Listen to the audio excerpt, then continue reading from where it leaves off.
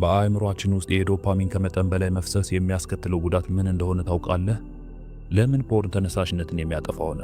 የምንኖረው ኦኬ ብለን ክሊክ በማድረግ ብቻ ደስታን በምናገኝበት ዓለም ውስጥ ነው። ነገር ግን ያ የሚያስደስት ነገር በዝምታ አቅምህንና ማንነትን እየሰረቀህ እንደሆነ ብነግርህስ? አሁን የማወራልህ በፖርንና ሴጋ ምክንያት የደስታ ሆርሞን በአእምሮ ውስጥ እንዴት ከመጠን በላይ እንደሚፈስና ይህም እንዴት ተነሳሽነትህን፣ ደስታህን፣ ውበትህን፣ ወንድነትህንና ዓላማህን እየገደለ እንዳለ ነው። እንደሚከተለው እንመለከተዋለን። አንደኛ፣ ፖርን በተመለከትክ ቁጥር አእምሮህ በደስታ ሆርሞን ጎርፍ ይጥለቀለቃል። ዶፓሚን ጥሩ ስሜት ያለው ኬሚካል ሲሆን እኛን ትርጉም ወዳላቸው ግቦች እንድንገፋፋ፣ እንድንነሳሳና በስራ ስኬት ደስታ እንዲሰማን ታስቦ የተሰራ ሆርሞን ነው። ነገር ግን ፖርኖ ይህን ስርዓት ይደመስሰዋል፣ ይቀይረዋል። የወደፊቱን ከመገንባት፣ ከመማር፣ ከመውደድና ታግሎ ከማሸነፍ ይልቅ አእምሮ ቀላልና የሚመች ነገር ብቻ እየመረጠ እንዲኖር፣ የውሸት ሽልማቶችንና ደስታዎችን እንዲለማመድ፣ እንዲሁም ፖርን ባየህ ቁጥር ትልቅ ስኬት እንዳሳካ እንዲያስብ ያደርገዋል። ይህ ደግሞ አእምሮ አንተን እውነተኛ ሥራ፣ እውነተኛ ፍቅር፣ እውነተኛ ትጋትና ስኬትን እንድትፈልግ ማድረጉን ያስቆመዋል። በምትኩ በቀላሉ የሚያረካህን የወሲብ ፊልም እንድታሳደድ ያደርጋል። በዚህ ምክንያት አእምሮ ይህ ደስታ ከእውነተኛው ሕይወት ይሻላል ይላል። ፖርን ስታይና ራስን ስታረካ አእምሮ ከእውነተኛው ሴክስ ጋር ያለውን ልዩነት ሊያውቅ አይችልም። በፍቅር እንደወደክ ወይም የሚያኮራ አንድ ትልቅ ነገር እንዳደረክ ያምናል። አንተ ግን ያደረከው መንካትና መመልከት ብቻ ነው። እናም በዚህ ይሸወድና ለትክክለኛው ስኬት ወይም እውነተኛው ወሲብ ያዘጋጀውን ዶፓሚን ወይም ደግሞ የደስታ ሆርሞን ይለቀዋል። ይህ ማለት ጦርነት ዘምተህ ያለህን ጥይት ሁሉ ማሳ ላይ ወደ ቆመ አሻንጉሊት ተኩሰ እንደማባከን ማለት ነው። ግቡን የሳተ ተኩስ ደግሞ ኪሳራና ሽንፈት ያስከትላል። ምክንያቱም ሕይወት ትግልና ትጋት የምትጠይቅ የጦር ሜዳ ናት። አንተ ግን በተሳሳተ መንገድ የማይጨበጥ ደስታና ስኬትን እያገኘህ ነው። ይህም የሽልማት ስርዓትን እንደገና አእምሮ ውስጥ ይዘበራርቀዋል። 3 ከፍ ያለውን ታሳድዳለህ፣ እውነታው ግን አሰልቺ ይሆንብሃል። በአንድ ወቅት ፈገግ እንድትል ያደረገህ ነገር ከጓደኞች ጋር ጊዜ ማሳለፍ፣ የምትወደውን ሥራ መስራት፣ ቤተክርስቲያን መሄድ፣ ማንበብ፣ ቆንጆ የልጅ መጥበስና ማዋራት፣ ይህ ሁሉ አሁን መጥፎና አድካሚ ሆኖ ይሰማሃል። አቅደህ ማሳካት፣ ፈልገህ ማግኘት፣ አስበህ መተግበር እንደ ሰማይ ይርቅብሃል። ምክንያቱም ለአንተ ፖርኖ ከሚሰጠው ሰው ሰራሽ ደስታ የውሸት ደስታ ጋር የሚወዳደር ምንም ነገር የለም። በዚህ ምክንያት አእምሮ ለሌሎች ጉዳዮች ደንታ የለውም። ይህም ከፈጣሪ ለመጣላት፣ ከሥራ ለመባረር፣ ከፍቅር ጓደኛ ጋር ለመለያየት፣ ከወዳጆች ለመራራቅ፣ በዋነኝነት ደግሞ ከህልምህና ከነገህ ጋር ለዘላለም ለመለያየት ምክንያት ይሆናል። 4 ዶፓሚን ወይም የደስታ ሆርሞንህ ለራሱ የመቋቋም አቅም ይገነባል።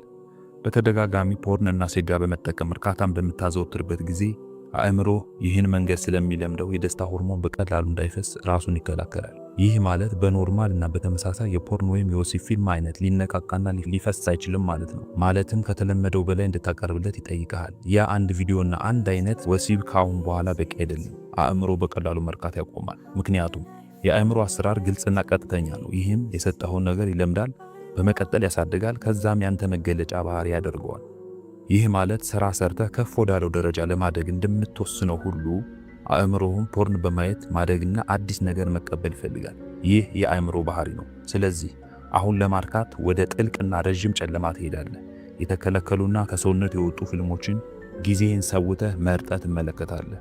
ከዛም የሆነ ስሜት ይሰማሃል።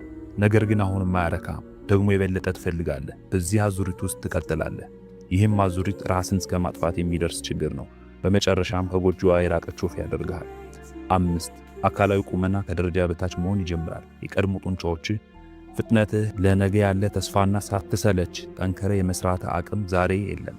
ምክንያቱም በእያንዳንዱ የዘር ፈሳሽ ስትዘራው የኖርከው ተራ ነገር ሳይሆን አቅምህን፣ ተስፋህን፣ ደስታህን፣ የፊትህን ወዝ፣ ፈገግታና ሳቅህን፣ በሰው ዘንድ ያለህን ግርማ ሞገስ፣ ተግባቢነትህን፣ እድልህን እንዲሁም አጠቃላይ ህይወትህን ነበር። በእርግጥ ዛሬም አልረፈደም። 6 ምግብ፣ ሙዚቃ፣ ጓደኝነት፣ ሰውን የሚያስደስተውና ሰዎች ለማግኘት የሚደክሙለት ነገር በሙሉ አንተን የማያስደስትና ተራ ነገር ይሆንብሃል። ሕይወት ደመናማ ይሆንብሃል። እውነተኛው ነገር ሁሉ በአንተ ሕይወት የከሰረ ይሆናል። ምክንያቱም አእምሮ ከፍተኛ ጊዜያዊና የውሸት ደስታን በማሳደድ ላይ ተጠምዷል። ከዚህ በኋላ በቀላሉ መደሰት አትችልም። ምክንያቱም አእምሮ ስትፈጠር የነበረውን ማንነት በፖርን ቀይረህበታል። ስለዚህ አንተ ከዚህ በኋላ ከዚህ ሱስ እስካልወጣህ ድረስ ሌላ ፍጡር ነህ። የምትኖረው በሌላ ዓለም ነው። አእምሮ ውስጥ ብቻ ባለ ዓለም፣ ከሰው የማይገጥም ለራስህም የማይጥም የፍርሃት የጸጸትና የብቸኝነት አዙሪት በሞላበት ዓለም ውስጥ ነው የምትኖረው። 7 የተነሳሽነትህ ምንጮች ይከስማሉ። የሰው ልጅ የመኖሩ ምስጢር የተነሳሽነቱ ምንጮች ስኬት፣ ደስታና ፍቅር ናቸው። ይህን ለማግኘት አእምሮ አሸንፋለሁ፣ አሳካዋለሁ፣ በመጨረሻም እደሰታለሁ ብሎ ሲያስብ እና ወደ ሥራ ለመግባት ሲያስብ ፖርን የተቆጣጠረው አእምሮ ብቅ ብሎ ለምን ለህልም ትደክማለህ በማለት ያለ ውድድር ያለ ሥራ የመጨረሻውን ደስታ ይሰጣል። አንተም ወጥመድ ውስጥ ስለሆንክ እምቢ አይሆንም የማለት አቅሙ ስለሌለ ትቀበሏለህ። ስለዚህ መሮጥህን፣ መታገልህን፣ መወዳደርህን ታቆማለህ ማለት ነው። በዚህ ምክንያት ከነገሮች ሁሉ ወደ ኋላ ትቀራለህ። 8 ሁሉንም ነገር ነገ ሰራዋለሁ ትላለህ። ሰነፍ ስለሆንክ አይደለም። እውነታው ግን አእምሮህ ደክሟል። ከመጠን በላይ በፖርን ስሜት ከመነሳሳቱ የተነሳ አቅሙ አልቆበታል። ማተኮር አይችልም፣ መሞከር አይችልም። እንዲሁም ለምንም ነገር ግድ የለውም። አንተም በምንም የማትገረም፣ የማትደነቅ፣ የማትጓጓ ሰው ትሆናለህ። በዚህ ምክንያት በስራና በሰውኛ ክስተቶች መደሰት ስለማትፈልግ ሁሉንም ስራና እድሎችን ለነገ እየቀጠርክ እድሜህን ታባክናለህ። 9 ለምን እንደዚህ ሆንኩ የሚል ጸጸትና የውድቀት ስሜት ይሰማል። ማለቂያ የሌለው ጥያቄ፣ መውጫ የሌለው ውስብስብ ነገር ውስጥ እንደገባ ታውቃለህ። የተሰበረ ስሜት ይሰማል። ሁሉንም ነገር ትጠይቃለህ። እውነታው ግን አቋራጭ መንገዶችን እንዲመኝ እና እውነተኛ ጥረትን እንዳይቀበል አእምሮውን ስታሰለጥነው ኖረሃል። አእምሮውን ባሳየኸውና ባስለመድከው አቋራጭ የደስታ መንገድ ወሰደ። ነገር ግን አሁንም አዲሱን መንገድህን የመቀየስ ሙሉ አቅምና ኃይል አለ። ዛሬውን ወስን። ዛሬውን እርምጃ ውሰድ። ትንሽም ብትሆን እርምጃ ውሰድ። 10 ይህ ሁሉ የደስታ ሆርሞን ዶፓሚን ከመጠን በላይ መፍሰስ ምክንያት ነው። እናም በቁምህ እየገደለህ ነው።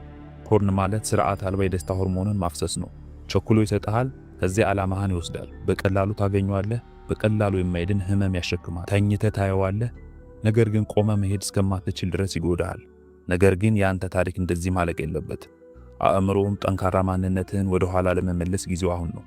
በትንሹ ጀምር። ቢያንስ ሱስህን ቀንሰው። የውሸት የሆነውን በእውነተኛው ተካው። ትኩረትህን እንደገና ገንባው። ግቦችን እንደገና ተመልከታቸው። እንደገና ጀምራቸው። ጉዞው ቀላል አይደለም፣ ግን ዋጋ ያለው ነው። አልተሰበርክም፣ እየተፈወስክ ነው። እስትንፋስ እስካለ ድረስ ዛሬም ትችላለህ።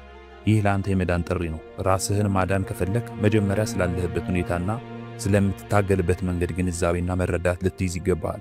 ለዚህ ደግሞ ከታች በተቀመጠው ቴሌግራም ቻናላችን በመቀላቀል በነፃነት መወያየት፣ ምክር መጠየቅ፣ ቻሌንጆችን መሞከር፣ ማንበብና ራስህን ወደ ከፍታ መምራት ትችላለህ። እንዲሁም በዚህ ቻናል የሚቀርቡ ተግባራዊ እርምጃዎችን በመከተል ሙሉ በሙሉ ነፃ መውጣት የምትፈልግ ከሆነ ይህን ቻናል ሰብስክራይብ በማድረግ ተከታተል። ሻሎም